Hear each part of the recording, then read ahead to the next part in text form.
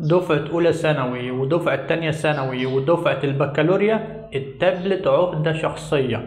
الكلام ده للدفعات الجديدة سواء أولى ثانوي 2025 2026 أو أولى بكالوريا أو تانية ثانوي 2025 2026.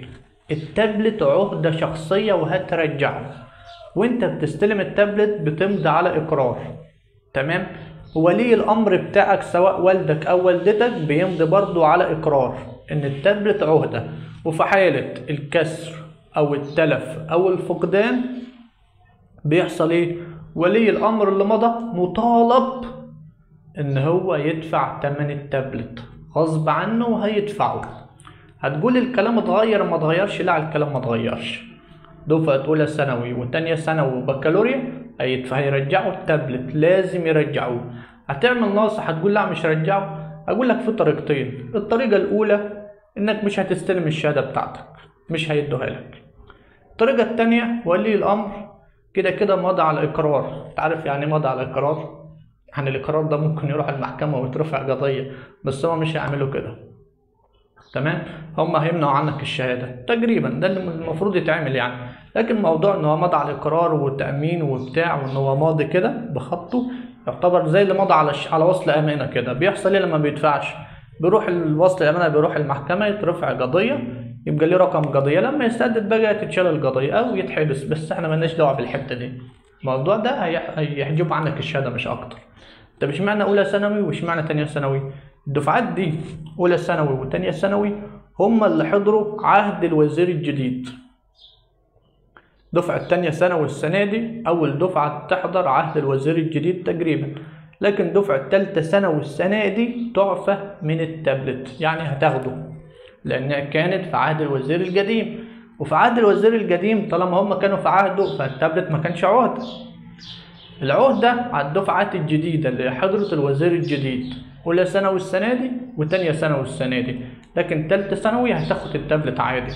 التفرقة العنصرية دي هو كده، انت في عهد الوزير بتاعك يبقى تمشي على قراراته، لكن لو كانت في دفعة دخلت في عهد الوزير القديم خلاص يبقى هي تمشي على قرارات الوزير القديم في حتة التابلت، لكن في تغيير المناهج عادي يعني. لكن حتة التابلت طب اشمعنى؟ لأن في عهد الوزير القديم ما كانش بيمضي على قرار إن هو عهدة، لكن في عهد الوزير الجديد هتمضي على قرار إن هو عهدة. هتقول لي الكلام حصل فيه تغيير وبيقولوا لا هتاخده وإن رجع في الكلام. لا ما رجعش، ده رفع القضية على البرلمان أو مجلس النواب وكسب القضية والتابلت بقى عهدة. هتقول لي لا ما بعدها عمل وسوى، أنا ماليش دعوة بعدها، ما عملش حاجة. يقول لك أي حد يقول لك الكلام ده ما عملش. إيه الدليل؟ المدرسة اللي عندنا في المحافظة بتاعتي 3 مدارس نزلوا الخبر ده الأسبوع اللي فات. المدرسة اللي أنا دخلتها هنا في محافظة المنيا تبع مركز صمالوط، المدرسة دي نزلت خبر إن التابلت عقدة شخصية وبتحذر دفعة أولى ثانوي في حدوث أي خدش أو كسر أو تلف يتم سداد ثمن التابلت من خلال ولي الأمر اللي وقع على القرار المضى يعني.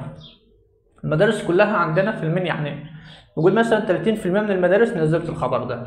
طب انا عرفت منين؟ انا رحت المدارس؟ لا طبعا يا ابني، انا بتابع كل المدارس دي. اي مدرسه بتبقى عامله صفحه على الفيسبوك انا متابعها، طبيعي المدرسه عندنا لازم اكون متابعها يعني عشان اعرف الاخبار بتاعتها. مثلا كانوا محتاجين مدرسين، ايه اللي بيحصل، الدنيا بتاعت المدارس حواليا، فانا بتابع الاخبار دي. فشفت كذا مدرسه عندنا منزله الخبر ده، اجراءات استلام التابلت، وبعدها منزله تحذير ان التابلت عقده شخصيه ولازم ترجعه. اذا كان المدرسه بنفسها قالت كده، المدرسه بنفسها نزلت خبر وقالت للطلاب كده، ما تجيش انت تصدق اي حد تاني. تمام؟ عشان في حد في الكومنتات قال لي لا يا مستر ده التابلت رجع ما بقيش عقده، يقول لي يا ابني حصل 1 2 3، يقول لي لا ما نزل خبر تاني ورجعوا الملك للطالب تاني، يقول لي يا ابني، يقول لي لا التابلت مش عقده. طب خلاص التابلت مش عقده، خليكم انتوا بتوع المنيا اسمعوا كلامي. المدارس في المنيا عندنا نزلت خبر ان التابلت ده في عهده شخصيه وهترجعه. تمام كده؟ الفيديو خلص، وهقولها تاني. اللي هيرجعوا التابلت دفعه اولى ثانوي وتانية ثانوي السنه دي، لكن يعفوا من التابلت هياخدوه دفعه ثالثه ثانوي. تمام؟ واللي هياخدوا التابلت معروفين، الثانويه العامه والمدارس الرسميه للغات. ثانوي خاص منازل خدمات ملهاش تابلت.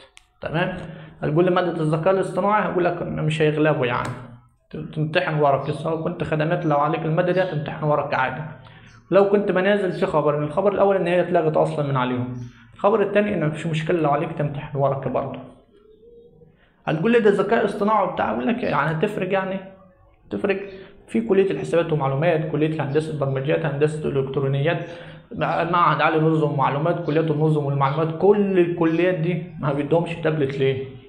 ما بيدهمش تابلت ليه؟ عشان يمتحنوا عليه، وبيمتحنوا عادي جدا ورقي. تمام كده الفيديو خلص. السلام عليكم ورحمة الله وبركاته.